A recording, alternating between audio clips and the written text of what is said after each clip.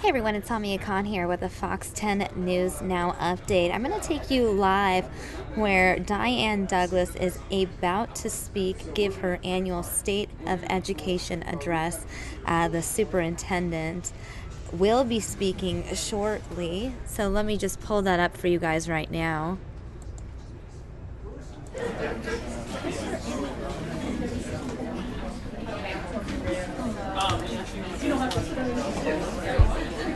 The Arizona Superintendent of Public Instruction was scheduled to deliver her address at 2 p.m., so just a couple minutes ago, and we are live awaiting her arrival.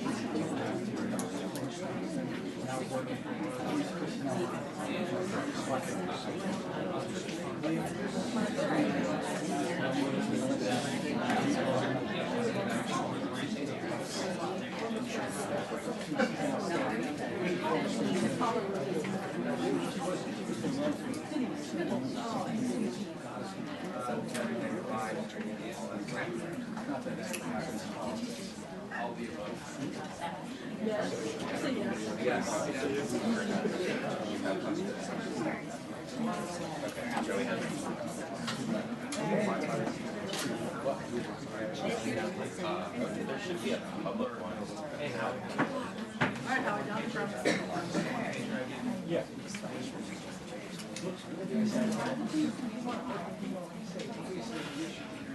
Christine?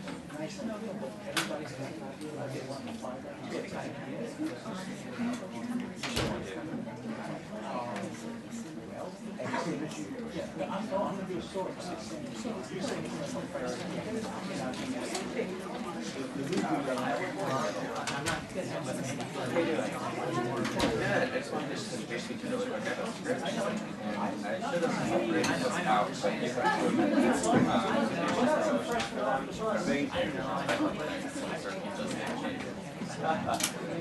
And then so the first one will be here, and I don't know what order the bill's in, so.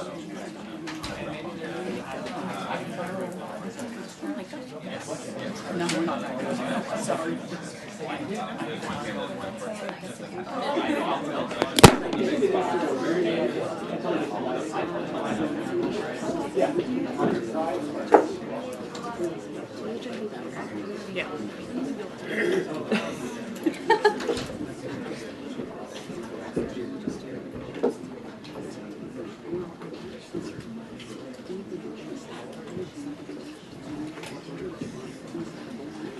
You get to sit there. He doesn't. No, I'm not listening.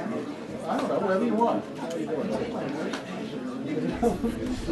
Well, I'll get some. All right, for those of you just joining in, we are waiting as newly elected Arizona Superintendent of Public Instruction, Diane Douglas, will take the podium shortly to deliver her 2015 State of Education address, laying out her plans for education for the upcoming year.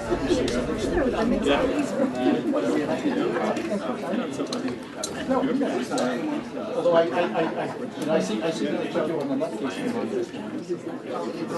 I'm just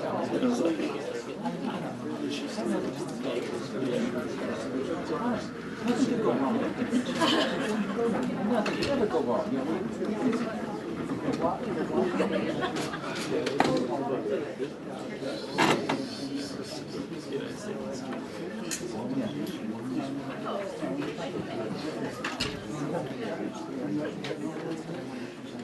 Let's see what happens.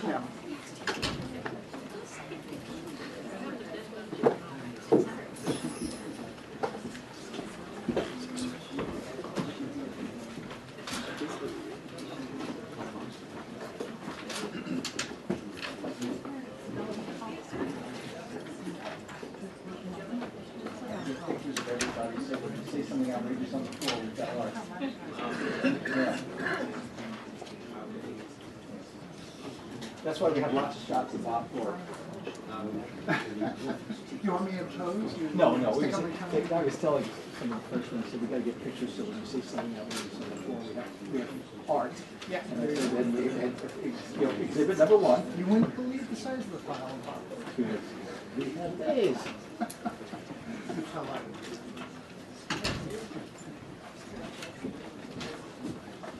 Lisa never says anything outrageous. You don't need to.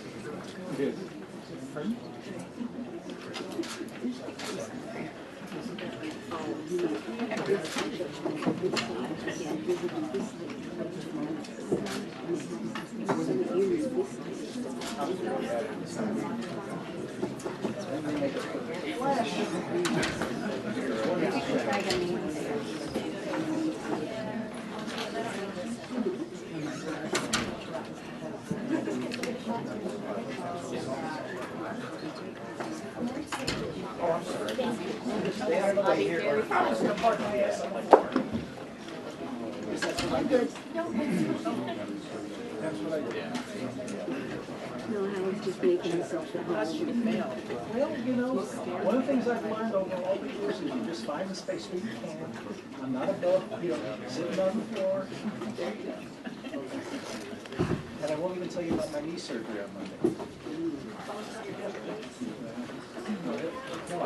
No. My knee surgery. Oh, you've already had it. I've already had it. And you're,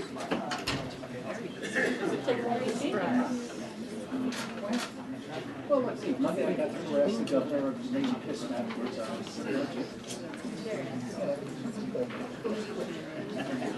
It's a dirty job that somebody has to do.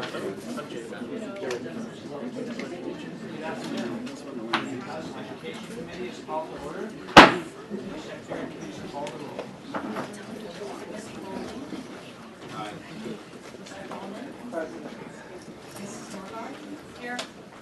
Mr. Conda? Present. Mr. Thorpe? Here. Mr. Lawrence? Here. Mr. Boyer? Present.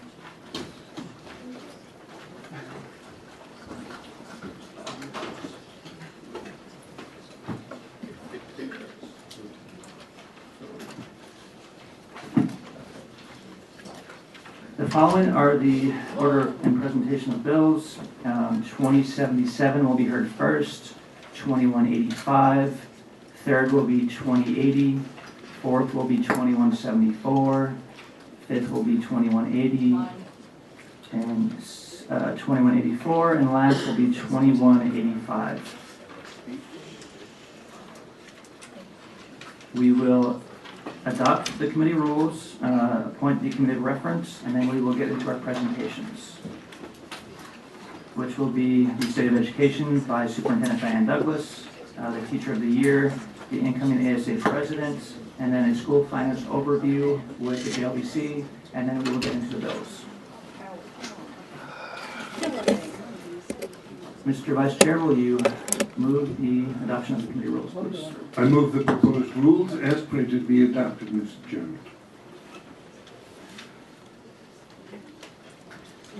Members, just so you know, the amendment deadline will be 1 o'clock the day before, so on Tuesday afternoon at 1 p.m. Otherwise, non-substantive verbal amendments will be allowed. Is there any discussion? Seeing none. You've heard the motion. All those in favor will vote aye. Aye. Those opposed will vote nay. Appears the ayes have it, do have it, so ordered. In accordance with House Rule 9C, the rules shall be filed with the Chief Clerk. I appoint the following members to the Committee of Reference. Myself, Representative Paul Boyer, Representative Bolding, Representative Lawrence, Representative Otondo, and Representative Thorpe. And I will serve as the chairman of the Committee of Reference. First up in our presentations, it is my honor and privilege to recognize Superintendent Diane Douglas with the State of Education. Welcome to the House Education Committee. Thank you, Mr. Chairman. Mr. Chairman and members of the House Education Committee, I thank you for the opportunity to speak to you today. For the record, I am Diane Douglas, Superintendent of Public Instruction. it is my honor to address fellow elected officials who are focused on educating our children. The current state of education in Arizona is poor.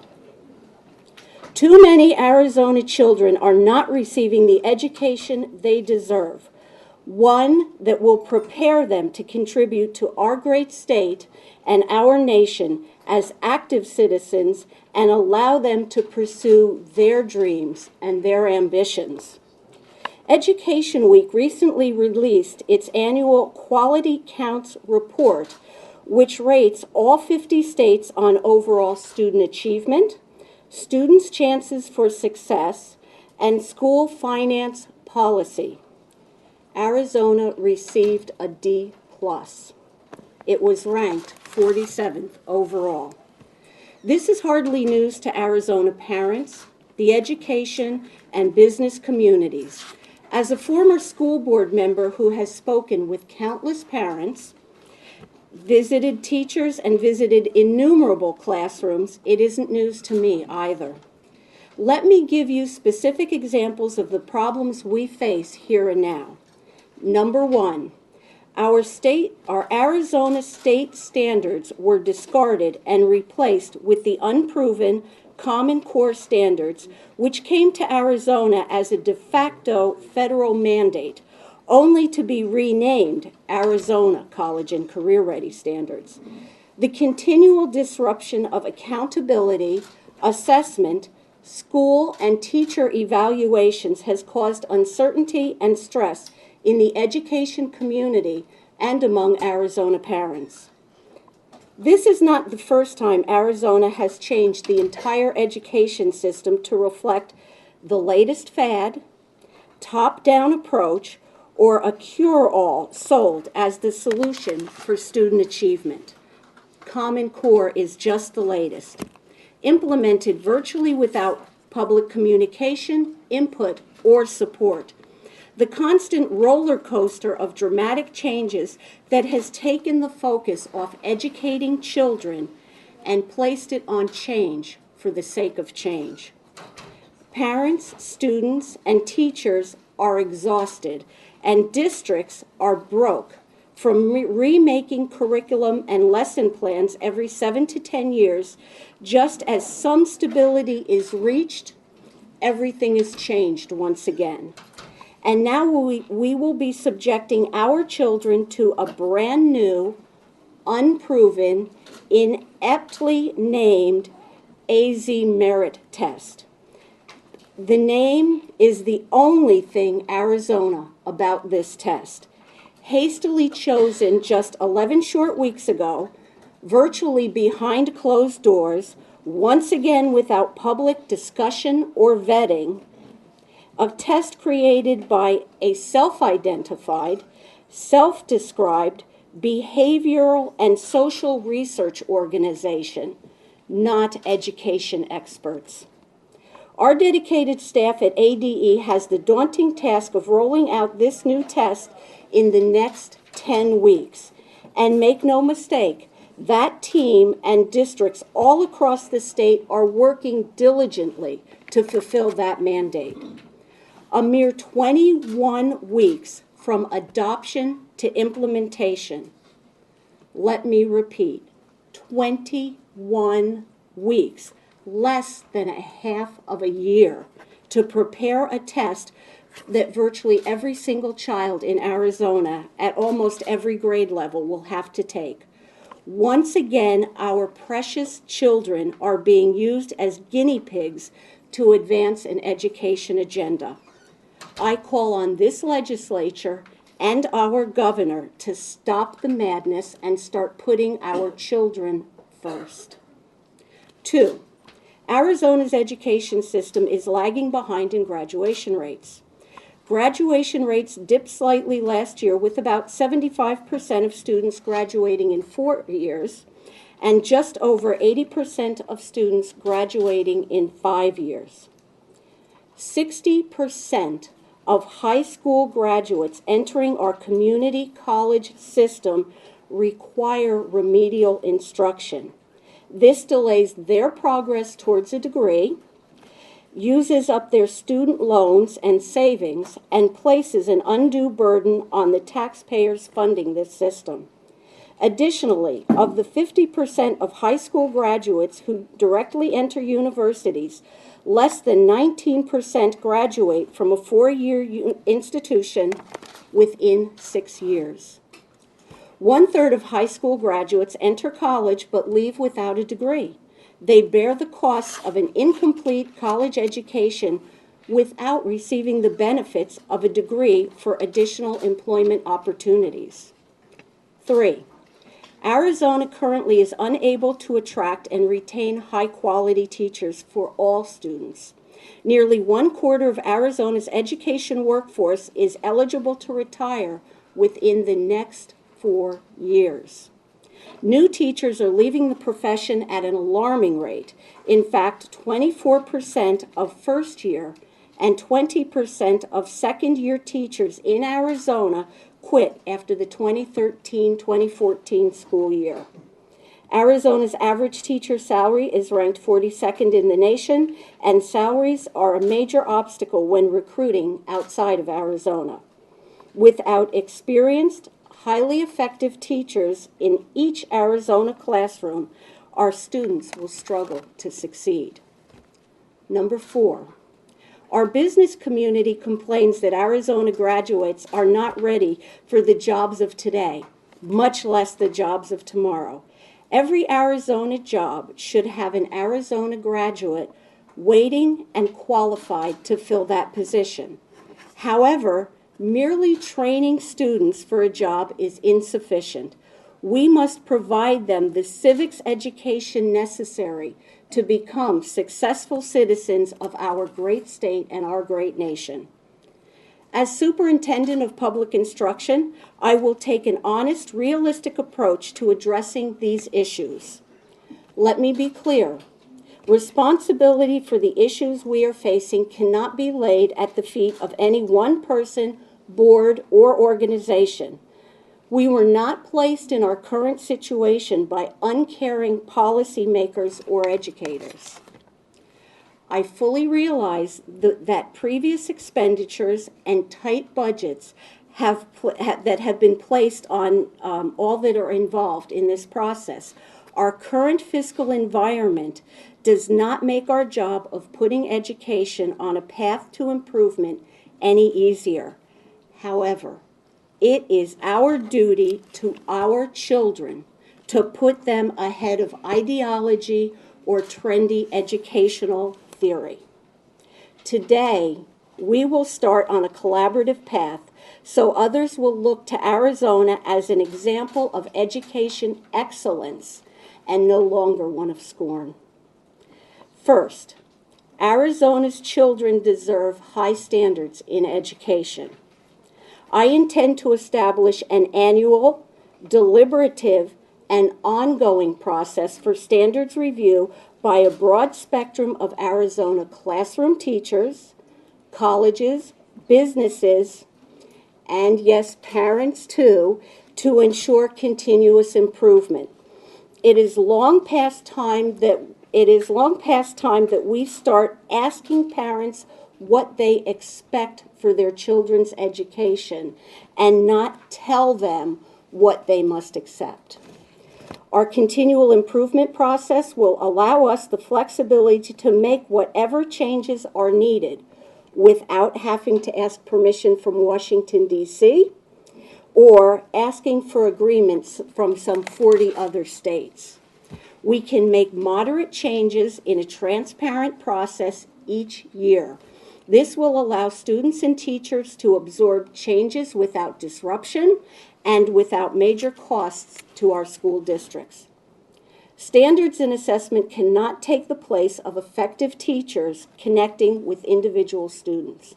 Make no mistake, standards and high-stakes testing measures demographics, not student achievement or teacher performance. For many children, the personal confidence shown in them by a caring teacher is something they will remember as a key moment in their education and in their life. Our teachers' content knowledge and skills must be built upon rather than erased and replaced with new fads. I know firsthand from my time on a school board just how hard our teachers work and how very deeply they care about their students. We must commit to work just as hard to support them. We have an opportunity to build upon teacher preparation programs that are training of the next generation of Arizona educators. By enhancing the quality of these programs, we can positively impact teacher retention, work to stabilize the growing need for high-quality teachers in our classrooms. For many years, teachers have been asking for additional support. I intend to listen and come to their aid. Next, as superintendent, I will build on the information technology progress made during the previous administration.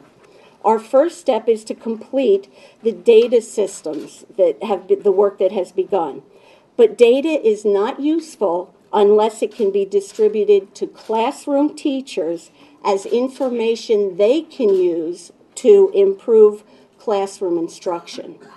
In addition, I'm committed to strengthening our data security. Every student should have their data collected only when necessary and protected with the care that their parents expect and deserve on their children's data.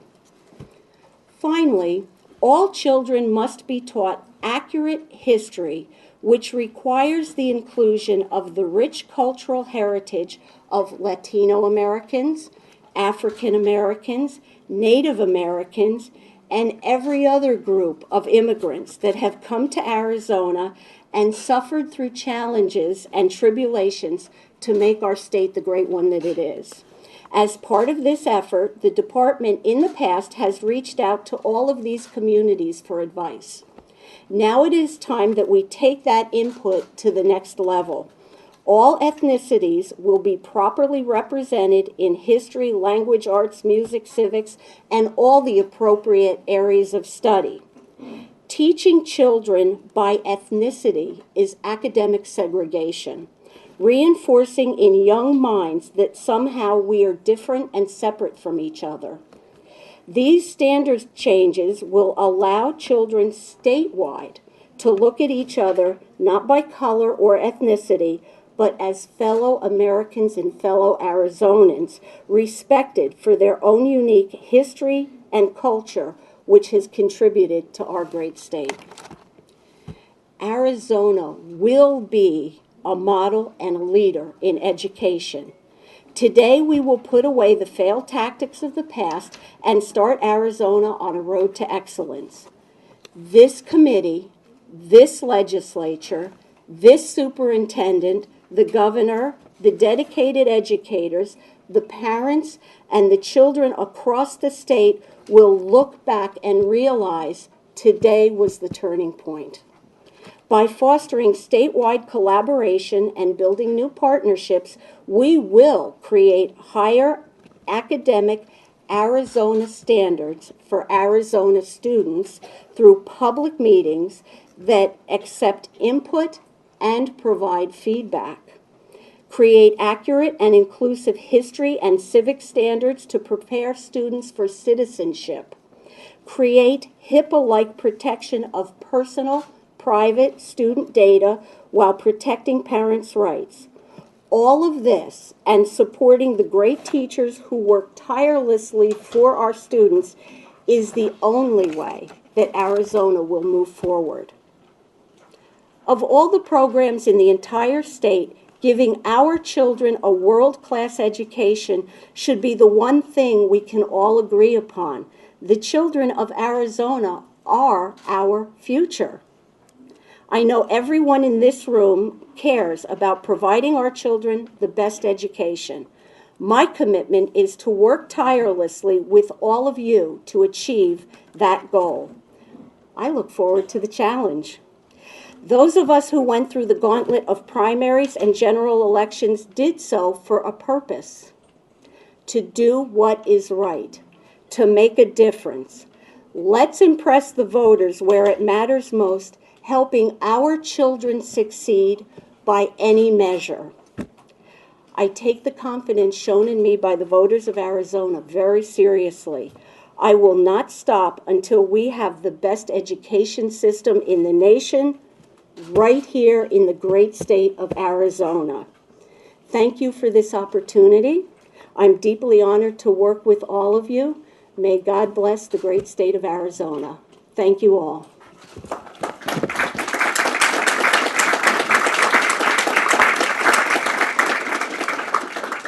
Thank you, Superintendent Douglas. At this point, we will bring up here the 2015 Teacher of the Year, John David Bowman.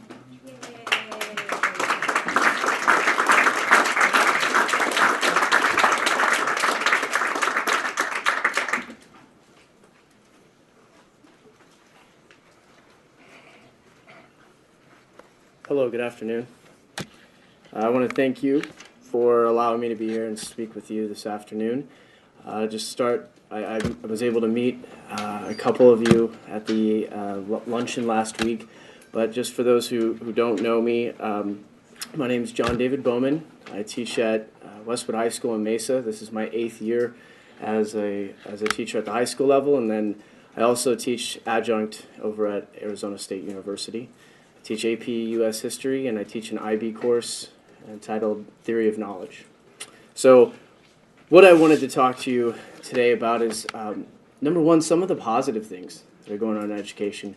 I think that there are a lot of the articles and things in the news, and rightfully so, point out some of the challenges, but I do think that there are a lot of positive things, and I think all across this state, on any given day, there are just, hundreds of wonderful things that students are achieving and teachers are accomplishing on a daily basis. And part of that is why I've stayed in the classroom. Our superintendent talked about the teacher retention rates that we know in Arizona have been a problem. And one of the reasons why I've managed to stay is because there is something truly special about being in a classroom and having the ability to impact such a high number of individual lives on a daily basis. It really is incredibly inspiring. And I think education is also about relationships. It's about being able to connect with people, connect with the students, become mentors. And as you go through each day, each month, it just really brings, I can't remember one day where I've left my job and said, this has been a bad day. There's always something that makes you smile because you're able to make an impact in some way, shape, or another. Given that, if this is such a rewarding profession and this is such a wonderful experience, then why is teacher retention such an issue? Our superintendent mentioned some of the statistics. She took the wind out of my sails that I was going to use no, you're fine. The 24% of first-year teachers and 20% of second-year teachers. I mean, that really is difficult to sustain, because one of the things that we know is that in any career, really, I would imagine, it takes a number of years for anyone to be really great at what they're doing. And so when we have these teachers leaving after 1, 2, 3 years, by the time that they could get to that point where they're striving, they're already gone. And we've had to start and hit the reset button again.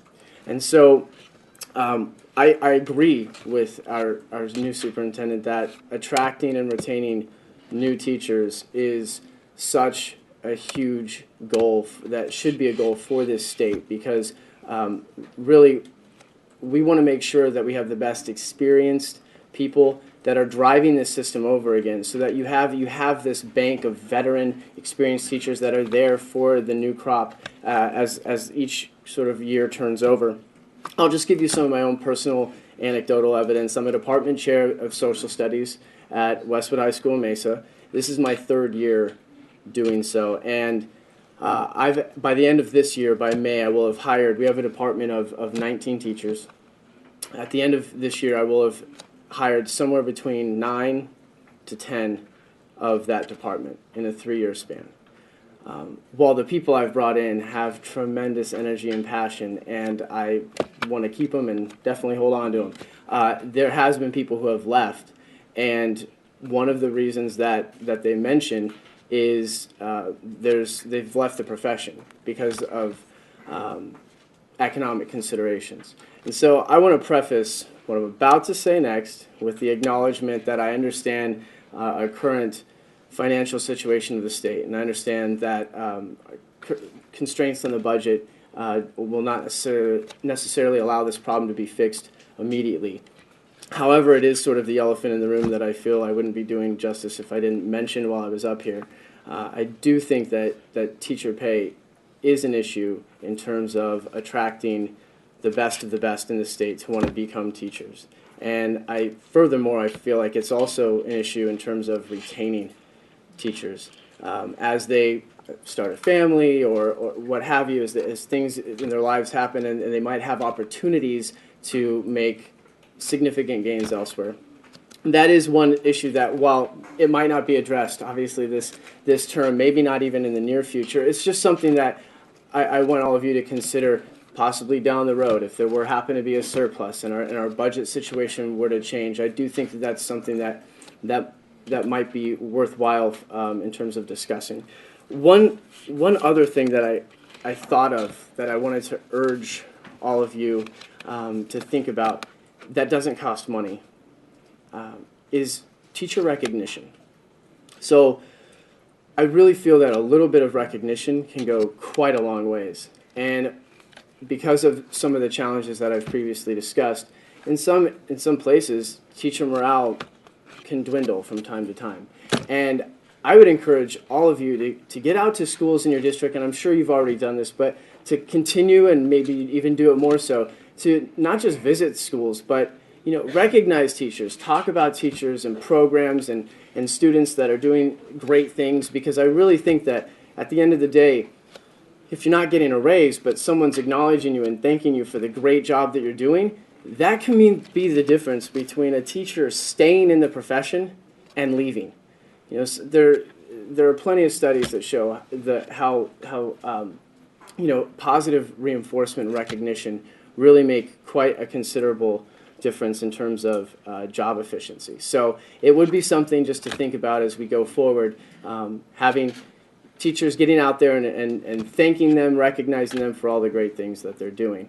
So I'll leave you with this. I do think that we've had, and I've been doing this for 8 years, and so I'm sure that in another 8 or 16 or what have you, I'll have seen more programs and different ideas and different theories and strategies that have been brought to educators. I really don't think at the end of the day it matters what standard, what assessment, what program, what idea, if you don't have experienced teachers implementing that program. And I'll leave you with that. Thank you for having me here.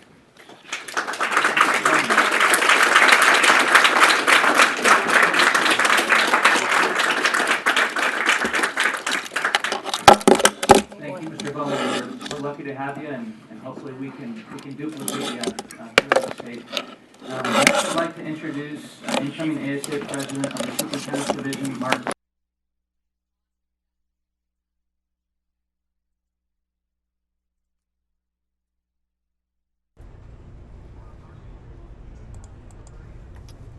All right, it looks like we lost that feed, but as you just heard from the Teacher of the Year, Arizona Teacher of the Year, John David Bowman, as well as from Diane Douglas, the Arizona Superintendent of Public Instruction. You heard Bowman stress the need for better teachers. Also encouraged the room to work to encourage teachers to help their cause, to recognize them, and also improve teacher pay. So those were one of many topics that were talked about during the State of Education address. As always, to stay updated on events such as this and other events going on here in Phoenix and other parts of Arizona, make sure to subscribe to our YouTube channel. That's youtube.com/Fox10Phoenix, and we will have more Fox 10 News Now updates in just a few minutes, it looks like we have something scheduled for 3 p.m. We have Andrew Hasman joining me to talk about police body cameras. Mia Garcia will join me shortly to speak about an animal abuse case. And President Obama will be speaking live from Idaho following his State of the Union address last night. So lots in store, so make sure you tune in in just a couple minutes. I'm Samia Khan. Thanks for watching.